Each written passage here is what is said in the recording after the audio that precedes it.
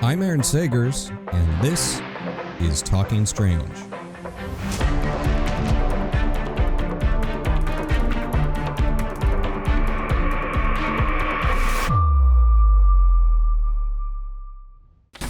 Hey there, spooky nerds. Welcome back to Talking Strange, the paranormal pop culture show. I'm still your host, Aaron Sagers, and I'm going to talk about a new comic today called TexArcanum. Now, it's published by Dark Horse Comics, and it was written and created by Chris Monfette. Now, Chris Monfette, he's true blue nerd. Began his career as an entertainment journalist for your geek mainstay institutions like IGN and G4, and then transitioned into comic book writing by reimagining the Hellraiser franchise for horror icon Clive Barker.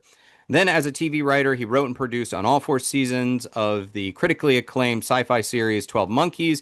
He spent 2 seasons on Fox's 911, was co-executive producer on the last 2 seasons of Star Trek Picard for Paramount Plus, and now his latest work, and this is exciting, is working on Netflix's Magic the Gathering animated adaptation and on Marvel's upcoming Vision live-action series. Now, TexArcanum. What is it about? This is such my jam. Here's the synopsis. America is a melting pot for the unknown. Ghosts and gods, angels and demons, horror stories and tall tales. They've traveled from across the globe to collide here in America's rural heartland. And cowboy arcanist Avery Belle has spent a very long lifetime among them. When a centuries-old land feud escalates into the supernatural, when two warring families threaten a low country apocalypse, only Avery Belle can unearth the truth. TexArcanum is Yellowstone meets X-Files, Elmore Leonard meets Stephen King, horror-noir in the mystic Midwest. Now, that's the official synopsis, but TexArcanum, I agree. It is X-Files. It is Yellowstone. It's Elmore Leonard meets Stephen King, but it's also throw John Constantine and Hellboy into the blender, the supernatural CW show, throw that into the blender, mix it up all together. It's just a lot of beasties, Lovecraftian beasties of his own creation. And Chris Monfette is joined on the book by artist Miguel Martos. And the miniseries is just a heck of a lot of fun. I love these kind of occult detectives, investigators that are in over their head with supernatural forces. And to talk about it, Chris Monfette joined us on Talking Strange to talk about TexArcanum, which first issue is out now. Let's hear from Chris Monfette.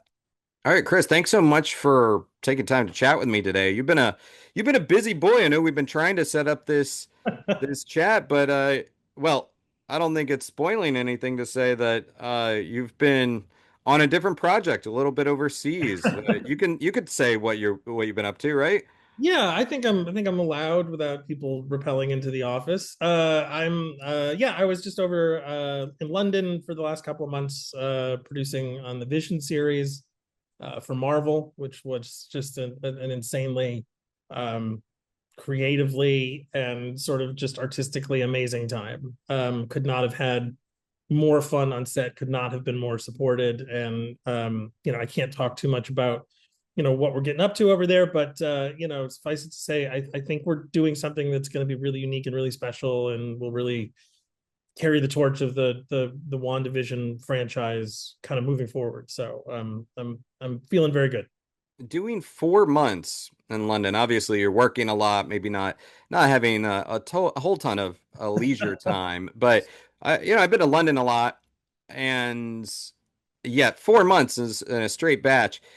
How did that impact your kind of view on London? You're kind of like semi-local at that point. Yeah. What was your takeaway from spending so much time in London?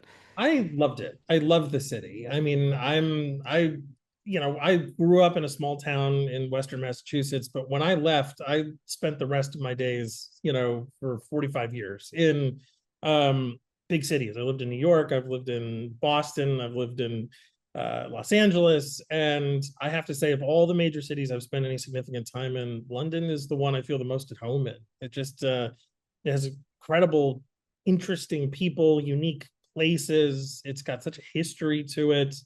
It's such sort of new, built on top of old. It's just got such amazing character. I really love it. It's a fun city. Yeah, did you discover any new eats while you were over there for 4 months that made you a big fan of any spot of the culinary scene over there? Oh, yes. I mean, I this anything I say probably is just going to sound touristy, but there's uh a couple of Indian restaurants all called Dishoom out there, which are absolutely incredible. The food is delicious. A couple of great Sunday roast spots. And weirdly, I had some friends take me out for brunch at a Japanese pancake spot in Chiswick, which was delicious, and we definitely hit that a couple of times as well. So Yeah, I know this is just me. This is very self-serving. This is the joy of when you're doing your own show is I could just start anywhere. Maybe not the best for as a hook, but talking about 100%. food and travel. I'll talk about London all day if you want. We'll just do a whole podcast about that. Man, you know, like I told you, I'm heading over there soon, so I will hit you up on some updated tips. But let's get into the comic book. Actually, I mean, you had mentioned that you grew up in Massachusetts. Mhm. Um, what were some of your childhood monsters or horror DNA? Obviously, you've been fortunate and very talented to play in a lot of sandboxes from, as you know, as I said in the intro, Star Trek, Picard, working on the Vision series, Yeah. but and then obviously Hellraiser. So what was in your horror DNA, your monster DNA? Yeah, I mean, it's interesting because this is a kind of a long way to a quick point. My When I was growing up, there was a period of time in which my mother was having some medical issues, and my dad, who was a good dude, he's super blue collar guy, police officer in Western Massachusetts, didn't really know right how to connect with his nerdy son who was worried about his mom. And so I think he really overcorrected by showing me every movie that he shouldn't have showed me whenever my mother was in the hospital or having treatments. And it would be like, let's go watch RoboCop, or let's go watch something that's R-rated that your mother doesn't have to know we watched together. And so it was like this way of his sort of communicating with his kid really launched me into a love of horror super early in life, and everything turned out great. It's a happy ending with my family and my mother. And what I took from that was a love of horror that started like in my bones, right? At like 7 years old, watching movies that I should not have watched for another 7 years, right? And so whether it was science fiction, whether it was horror, genre just got into me really early. And so growing up, I mean, I would go to the grocery store. I remember the grocery store had this book section, and my mother would say, she wanted me to read. She was really encouraging. She'd be like, "Get whatever you want." And probably like 7 or 8 years old, I would disappear into the book rack, and I would come back with like The Stand and a Magica, like and I think like those were just super informative. Stephen King and Clive Barker were kind of my literary touchstones into the genre, and John Carpenter, right, was one of my cinematic touchstones. And um there's just so many great entry points into the genre I got to early, and so I steeped in it, and I love it. I think there's so much you can do emotionally and creatively within the genre, and I grew up reading and consuming the best of them, same as we all did. So I it's never left me, for as much as I've in my TV career done a lot of science fiction and sort of I don't want to say bigger, lighter. There's a lot of horror and there's a lot of genre in 12 Monkeys. But working on Magic the Gathering, working on Vision, working on even something like 911, I did 2 seasons on. Horror is very much in my bones. It's my home. It's where I go back to. Were you into horror comics? Yes, yeah. I mean, I was a constant fan. I was a Constantine fan. Alan Moore. Like, grew up reading all of them. Like all of the ones that we would nerd out if you and me over a beer were sort of in my DNA. Whether it was whether it was comic books, whether it was film, whether it was books. Um, yeah, it was horror was sort of it kept me. It really seeded my imagination as a kid, and it allowed me to think outside of the box and in different ways that I think have served me really well in my writing moving forward. you emerged, you came out of Massachusetts, you're up there, New England. It's Lovecraft Yeah. country. It's Stephen King, Yeah. and yet Texarkanum, we're in middle America. You're not a Midwesterner, you're not a Southern No. boy. Talk about the appeal of setting this horror story, this miniseries, kind of in that middle America pocket. Well, it's interesting. Yes, Western Massachusetts is not middle America, but it's about as suburban as you can get, right? There's deep woods and you're out there in, small sort of populated pockets of, little mini suburbias, right? That sort of pepper the. And so, I grew up, it took me 25 minutes driving to get anywhere I wanted to get to. And I grew up with the loneliness of the woods outside my house. And so, um, that sort of very Stephen King Castle Rock kind of vibe was there early on, and much later in life, well, my I was living on the West Coast. My wife's family is on the East Coast, and so once or twice every year, my wife and I would take this cross country drive with our dogs to go sort of plant roots and hang with our family for a month or two, and every journey was a story, right? I mean, the people we would meet, the places we would go, the things we would see, the places we would stop, all of these great little niche, out of the way spots that you might never hear about, that might never be written about. Um, with this very sort of like Anthony Bourdain travel doc feel. The best Indian food I've ever eaten in my life was at a truck stop in Oklahoma.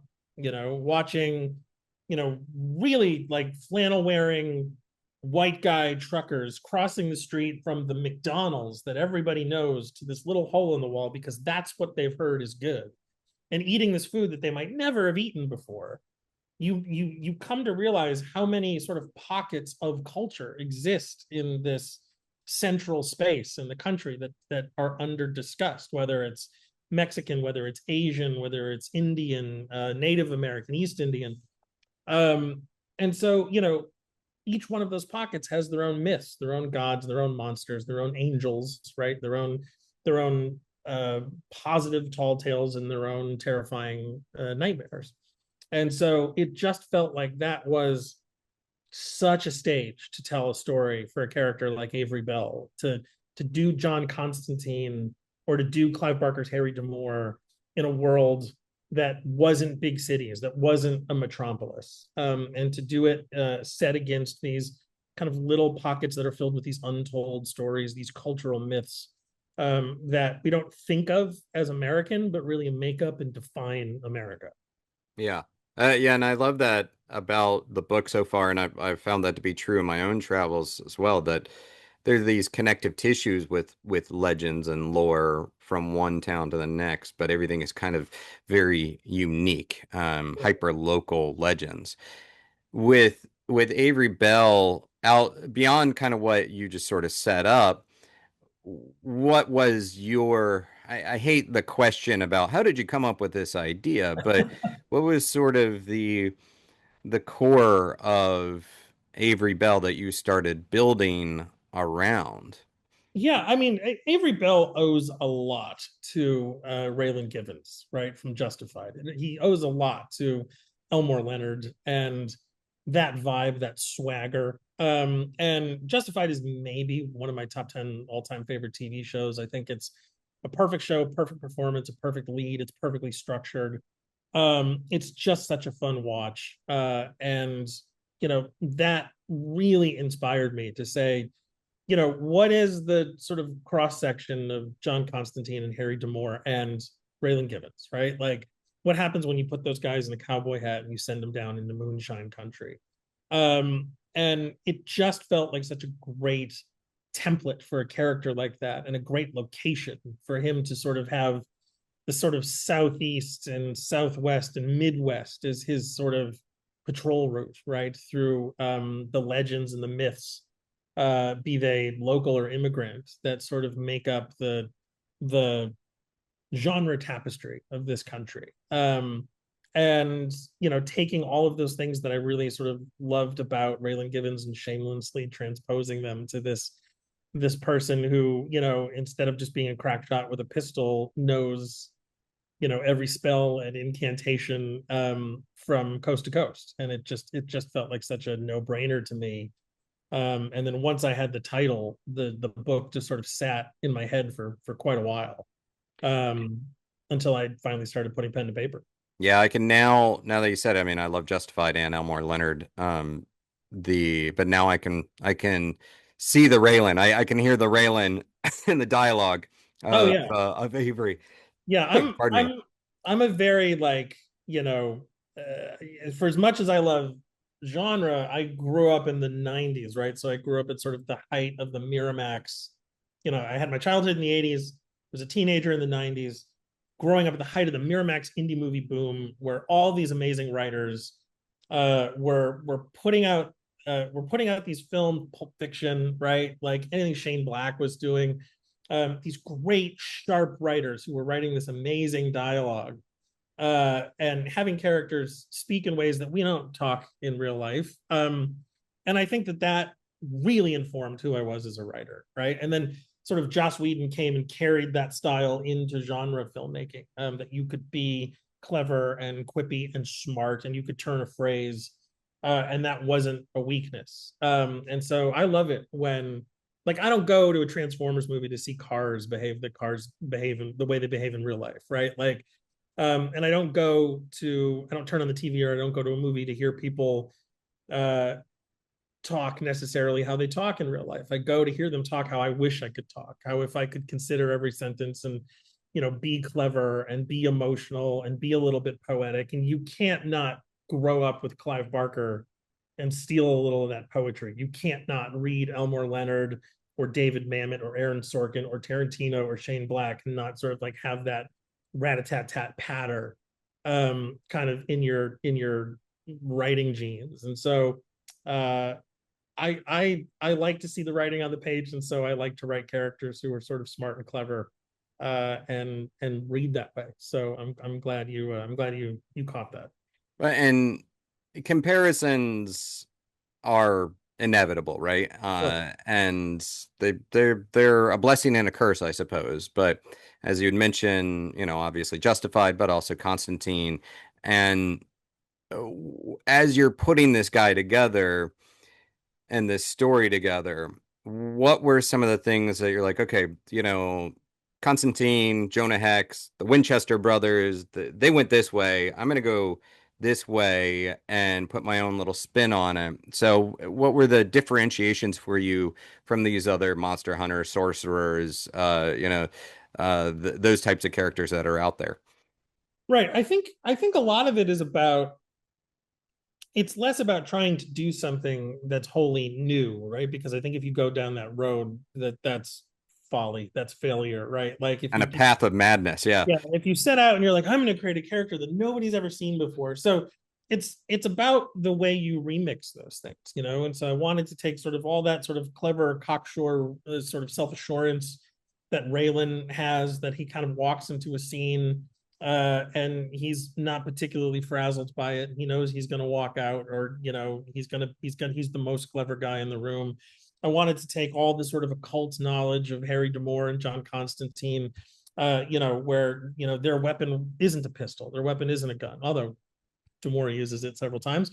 But Avery's is very much his grab bag of occult memorabilia that he has. That's how he solves problems. And I wanted to take a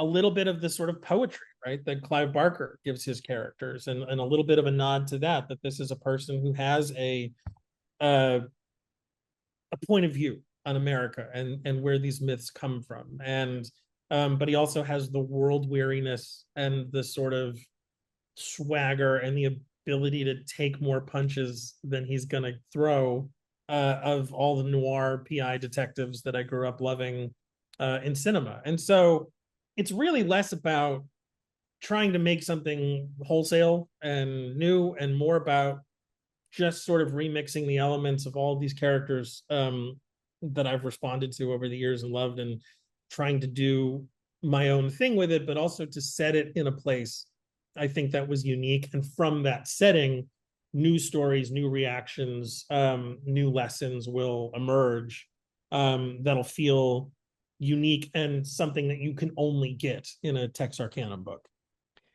Talk about that point of view a little bit more, because in the first issue, our initial scene is a flashback where we're meeting some pioneers, and as well as this villainous creature, which I'd like you to talk about. But it very much starts with, okay, this is a nation built on plundered land and built on spilled blood, and a choice of, you know do you choose to take too much? Do as much as you can, more than you can handle, at your own peril, etc. So talk about that point of view, and also this creature, this villain that we meet, and their point of view. Yeah, the first issue is really centered around the idea of manifest destiny, right? That the idea of like colonialism, expansionism, this idea that if there is an empty space, man has to fill it. It has to explore it, it has to know it, claim ownership over it. And from that, you get this character, Mr. Manifest, who is a sort of a creature out of time, right? He looks like us, but he's dressed in attire that is sort of far more modern than the 1600s, and he seems to have a sense of the history or the future that will come. And this in some ways is America's security system, right? This is like if America were an entity or a beast. This is the mouth of Sauron, right? Who is saying, you can take this much, but don't take any more, knowing full well that man is a greedy creature and that he's going to keep pushing and he's going to keep growing and he's going to push out. And so that idea of manifest destiny, not just our destiny as a culture, is manifested in the opening few pages. It's our American dreams turned into nightmares, and those being fully manifested. And this creature that says, everything that you're bringing with you, all the stories, all the tall tales, I'm going to make them real. And all these things are going to exist out here, and that's going to be the price you pay for colonizing this land and for growing and owning. And that really, who Mr. Manifest is, what he represents, what he wants. That's a mystery that'll play out, hopefully beyond the first 4 issues that we're publishing this year. But yeah, he's a great character to write. He's kind of a supernatural Hannibal Lecter. I drew a lot of inspiration from Stephen King's Leland Gaunt for him, and Max von Sydow's performance in the, I think, very underrated Needful Things movie. But yeah, he's such a great character to write because he speaks to the theme of the show, right? And of the book, of the movie, the monster of the week, the story you're trying to tell with every issue of this. And so yeah, it's been a blast to write this. But also at the same way to sort of honor that same spirit, right? Like, Mr. Manifest represents one side of a coin that I think on the other side of a coin is positively realized by the immigration story that is America, right? People crossing oceans and borders to come here to find a life, to take their stories, be they horror tall tales, or be they angels and prayers and positive myths, and blend them together in ways that coexist and commingle and create something greater than themselves, that the product of which is what we would call distinctly American. And that to me just feels like such a great dichotomy to put a book like this on. Are you a creator that, as you're talking about these monsters that are out there, are you doing a lot of research on different cultures and myths and legends, for Yes. Yeah, Texarkana? Yeah. yeah, absolutely. I mean, there's a fine line. The reason, I had this idea quite a while ago, and one of the reasons that it kind of took me so long to write it was ultimately kind of struggling with whether I could, not in terms of skill or storytelling, but in terms of, do I have the right to kind of, as a white male from literally suburban Massachusetts, to try to frame a story around, a mixed race character who is sort of the son of a dozen different cultures and their mysticisms, and to set him, in and amongst communities that aren't necessarily my own, and so the line I tried to walk with these first four issues is doing a lot of research and trying to feel authentic, that you're presenting a broad palette of stories and you're combining them and ricocheting them off of each other in interesting ways. How does a Native American myth, sort of clash up against a Celtic myth, against a Haitian myth, etc., and what are the results of those collisions? um but it really took me a minute to say, is this a place for me to tell stories in, because they're not necessarily my own. And I think where I got to is trying not to push so far into the specific, and then I guess what we would call sort of obscure by American standards, lore, that it seemed like I'm a white guy trying to show off, right?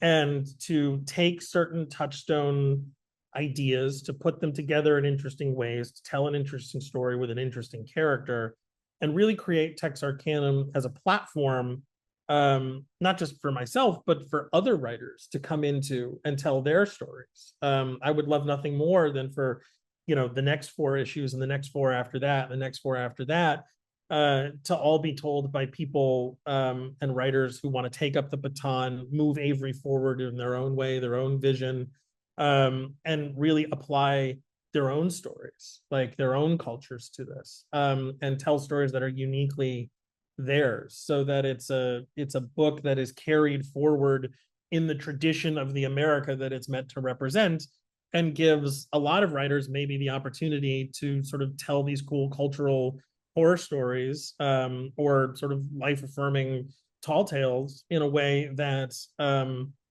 is really specific to them and their world, and not something that I'm just sort of trying to appropriate as a guy writing a comic series. So I don't Yeah. necessarily see this as, mine to sort of, safeguard for the next 16 issues. I want to create a character that other folks might want to jump into and say, hey, I have something to say about this country and I have a story to tell and I want to tell it with him. So Yeah, it is a challenge. I mean, as someone that talks about a lot of this stuff in the legends, it's you want to share the information, but yeah, you don't want to seem like I'm this guy, this white guy that is now presenting tales about skinwalkers or wendigos or whatever. right. It's not my story. And So I appreciate that sensitivity. I think there are certain myths that are popular enough, right, that they've sort of become part of the broader lexicon, right? Like I think there have been enough tales about wendigos that I feel comfortable telling a monster story about a wendigo. But what I'm not going to do is say, let me tell you the story of this Senegalese god and how he's, terrorizing a small East Indian community and how these myths are going to collide against each other. I wouldn't necessarily want to do that without having passed the baton to a writer whose story that is to tell. Mm. So, the challenge of these first four issues was sort of working within the lexicon of multicultural iconography, that felt appropriate for us to play around with and to identify what this book is, what it's about, the themes, what it wants to play with, but then really to try to create it as a jumping off point for other writers to come into down the road and tell, more specific stories that me trying to tell would probably seem ridiculous. Yeah. Let's discuss some of the art and your art team on this because right out of the gate in this first book we have multiple monsters, some beasties out there that are really excellent, some great nightmare fuel, and I love it. And so uh, discuss a little bit about your approach to these monsters in the book and uh kind of your description about, all right, I want this guy with antlers and I want a like couple heads sticking out of this versus what was delivered, the kind of back and forth on that. Because In my experience, it's way better than I imagine in my head when I'm writing something and an artist brings it to me. So Oh, it's yeah. it's gorgeous. But what was your process with that? Yeah, I mean, my thing is I want to give people the most freedom I can give them to do their art in their way, you know. So what I try to do is sort of take it on the page, as far as just here's what did I need for the scene, right? Like, you know, there's a creature in the first book that is the sort of a melding of two bodies, right? And I don't want to give too much away, but uh that was meant to be thematic, right? Because these first four issues broadly tell the story of a Hatfield McCoy land war between two families out in the middle of Texarkana. And so to have a monster that was the fusing of two things into this sort of monstrous union felt thematic. But past that, it's just, you know, giving it over to the artist and saying, what's your interpretation of what you've read on the page? And, you know, 9 out of 10 times what I got back was way better than what I could have Mm. hoped or imagined in my head. And so, you know, a lot of it is just giving great artists the freedom to do great art, you know, and not trying to sort of impose any vision that I may have above and beyond just like what's necessary to tell the story. But when you're, Um, oh, I'm sorry, go on. no, please go ahead. No, but when you're dealing with something like, I don't know, a strigoi, okay, just something that's referenced in the first Oh, page yeah. or first two pages, when you're looking at something like that, were you providing your artists? I know it was Miguel, right? Miguel Martos, Yeah, yeah. and were you showing him, hey, here's what the classic description or representation is, Oh, depiction yeah, of yeah. a strigoi. Go from We'd go there. back and forth and we'd look at like you said, classical representations. Yeah. We'd look at sort of like what the traditional descriptors were. But then, you know, the thing I said to Miguel was like, don't, you know, within reason, don't feel married to that, right? Don't feel limited. As long as it's sort of recognizable as what it's meant to be, we can do a new version of something. You know, I mean, I think monster design for me is about really great monster design is about having something that feels one thing but is slightly to the left or right of that. And so, you know, I think some of the best monster design in recent memory I can think of is Bruckner's movie, the why am I forgetting the name of it? The Ritual. Ritual. Yeah. Um, the creature in that, you know, the silhouette when you first think, oh, it's a deer thing, it's an antler thing, it's a Wendigo, and then it turns into the light and you realize there's a whole separate piece of it and it looks like something that's familiar yet something you've never seen before. That's the creature design that I love. And so I never try to stop anybody from, you know, if they have a sort of left spin on something that's traditional, if it's cool and it's recognizable as what it's supposed to be, do it. And so I was really supportive of Miguel kind of interpreting these things in his way, using reference points. And then when you ever want to go left of center, you know, go have fun, rock and roll. What is a creature design that you're the most excited for readers to see? What tease it out a little bit if there's an issue that you're really stoked for them to check out and be like, all right, here's the Um, beast. Here's the one that might live rent free in your home, in your head, you know? it's funny because I don't want to spoil the gag, but there's a gag in the second book, and it's one of my favorite sort of gore panels in the four.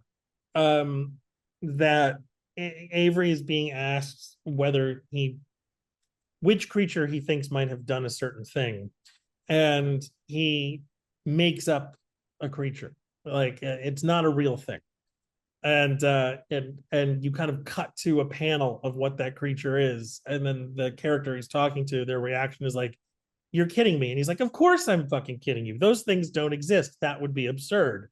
And that creature actually is one of my favorites in the four. That panel, the way it's colored, the way it's drawn, you'll know it when you see it, it's in the second issue, is really really fun. And I think he calls it a Scandinavian brain spider. And it's not based on anything. It's just a gag, but it's one of the sort of really standout panels that Miguel delivered in the four books. I know you began your career, and I kind of said this at the top, as an entertainment journalist. You know, you worked for IGN, G4, and then moved into the comic book realm, and then now Yeah. TV and everything else. Like the, what would you say? was a lesson from kind of coming from that entertainment journalism side of things that served you well as you're moving into comics and then executive producing and writing for TV and all these other things? Um, First and foremost, I think that this is a relationship business, right? Whether you are trying to get a great interview as a journalist, whether you're trying to pitch a show to executives that you're hoping will pay you in a room full of people to go make it and spend a bunch of their money. Um, Everything is about, you know, the level of trust and rapport you're able to build with other people. And a big cornerstone of that is having genuine human curiosity about them, wanting to know people, wanting to know their stories, and wanting to know where they're from and what drives them, whether that is so that you can talk to an actor better on set and communicate with them specific to um their goals, their fears, their insecurities, their wants, whether it's about knowing, you know, what is this executive looking for in a project, what is this uh actor most, or you know, or performer or director more excited about, so that you can get a better interview from them as a journalist. And that curiosity serves you well in broader life as well. It allows you to take a cross country trip and stop in Oklahoma and Arkansas at little out of the way places and try Indian food at a gas station and go, this is the best I've ever eaten, right? And to wonder, how did this get here? What's the story of the person who opened it? Like, you know, what's the story of the community? How did they settle here? That curiosity about people and turning that into genuine, empathetic human relationships, whether they are friendships, whether they are creative partnerships, has been the thing that I've taken from starting my career in journalism, and has served me, I think, the best. And it's opened all of the doors that followed. I met Clive Barker, who was a mentor of mine, because I was a journalist, and because when we sat down, I wasn't just ticking off questions or asking, when's the next Hellraiser movie coming out? You know, only the questions that maybe, you know, a more mainstream interviewer or audience might want to know. But I did the time. I took the time. I did the homework. I honored what he did, and he saw in me someone who spoke his language, and we became friends. And he gave me my first creative writing opportunities. I wrote 2 movies for him, and before I wrote Hellraiser. And so, yeah, just being a person to other people and wanting to know about them and taking that curiosity has been by far the biggest help. Yeah, the curiosity element, it does serve you well in life overall, I find. And it's like you don't have to be the smartest person in the world or have an encyclopedic knowledge of things, but being able to listen, to be curious, to follow up with that question. I think that personally, I feel like it's something that served me well, just moving through life. Right. Your You mentioned earlier, and as I said, I love it, like, learning about all these kind of very local and regional stories and legends. What were some of the ones that you grew up with? What were the, in Western Mass, or, was it a guy with a hook for a hand, or was there some sort of monster on your block? Anything like that? What's funny is I think I was kind of drawn to horror because there weren't a lot of them. You know, I mean, I don't ever remember, you know, as a kid, you know, the sort of like whatever my life's version of the Bloody Mary scene in a horror movie was, you know, like there were no campfire stories, there were no, you know, kids afraid of the boogeyman. And I think like that's sort of why at a certain point I connected to horror, because I was like, I don't have this in my own life. I hadn't, like, even something as simple and basic as like Bloody Mary. The first time I ever heard that story, I heard it was in a movie, right? Like it was the iteration of the Candyman story, like whatever that happened to be. Um, and then so you know, for me, it's like I didn't grow up in a really superstitious pocket of the country. And so I sort of learned my superstitions from other sources. And like I said, I grew up writing Stephen King, right? Who was very northeastern horror, right? Like, when you read a Stephen King story, it's a kind of horror that is different than, say, a more metaphysical horror than like Clive Barker, right? And so, um, but even like, so I think I was raised because I was consuming so much Stephen King really early on. The I feel like all the horror stories that I connected to felt really appropriate to the environment in which I was reading them.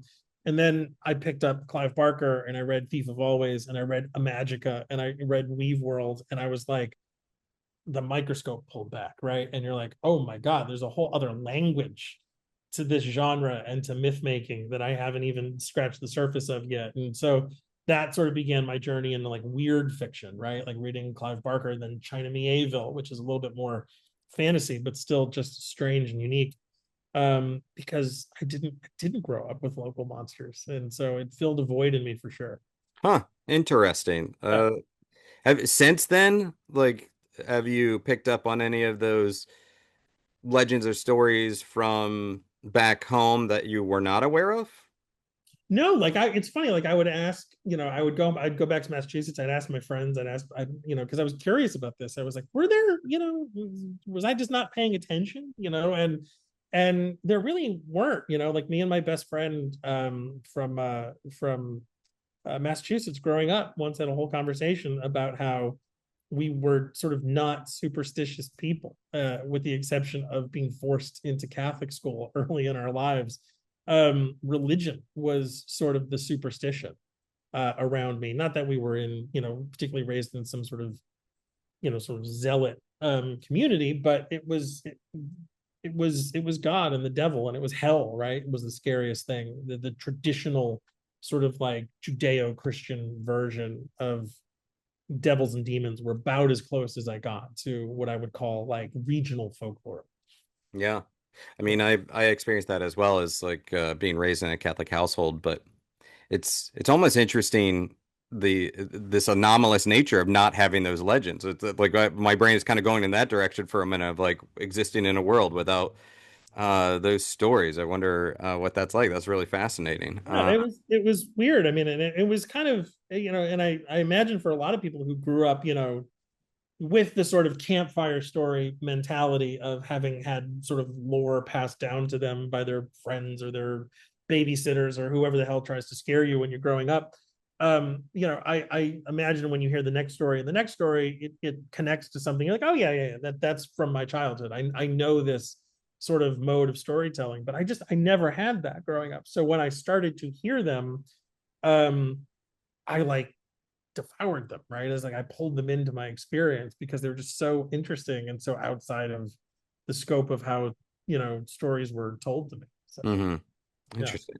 Well, I mean, what are you right now consuming for, reading, watching? What are you into right now, for yourself, just for pleasure, if you are able to, if you have any time to do, Yeah. take in anything? Yeah, I'm so right now I'm doing a lot of writing. I'm doing a lot of working on other projects. And so weirdly, I find when I do that, what I consume for enjoyment is really, really simple and basic, and not at all interesting from a horror perspective.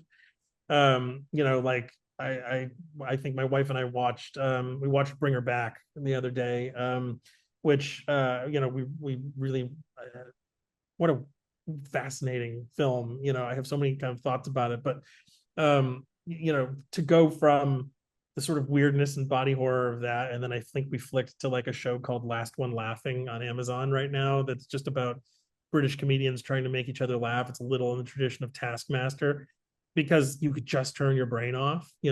So much of my day is me sort of trying to structure a movie or the next TV pilot I'm working on or whatever, that sometimes when you pick up a book or turn on the TV, you don't want to have to concentrate on something for 2 hours.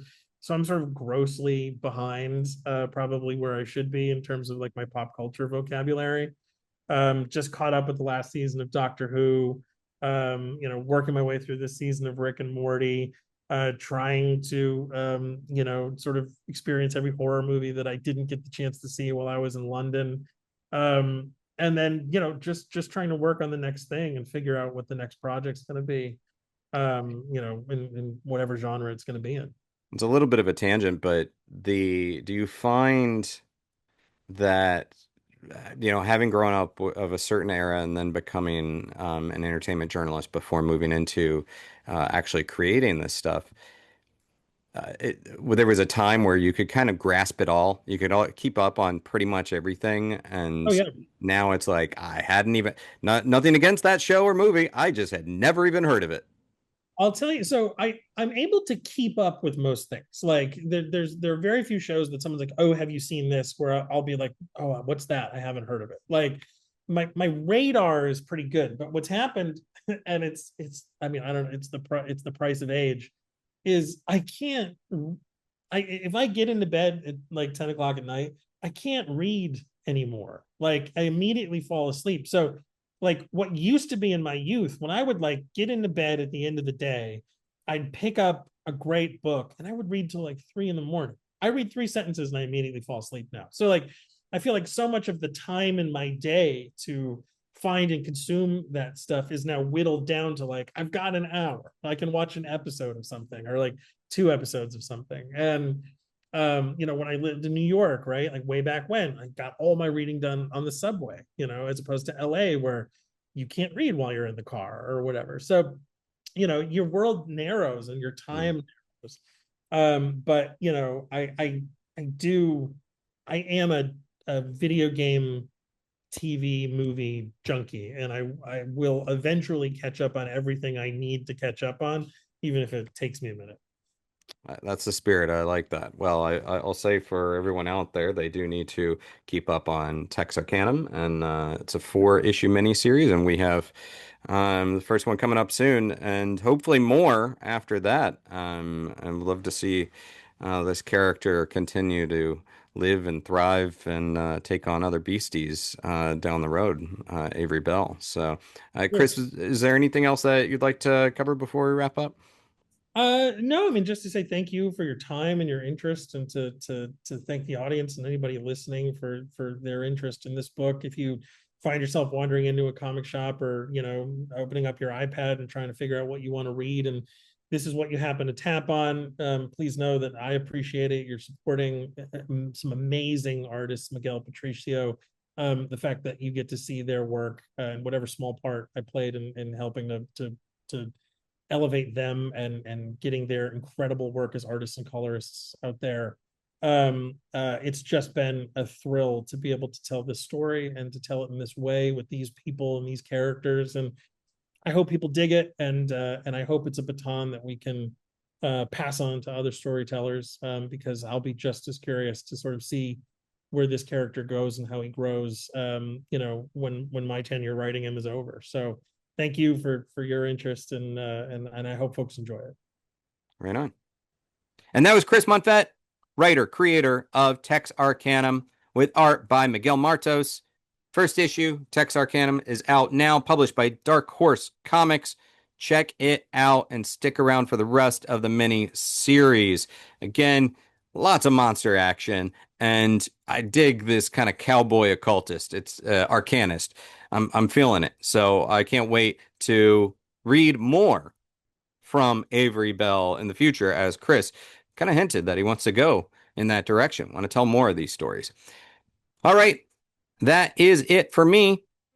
This has been Talking Strange. I'm Aaron Sagers. Until next time, be kind, stay spooky, and keep it weird.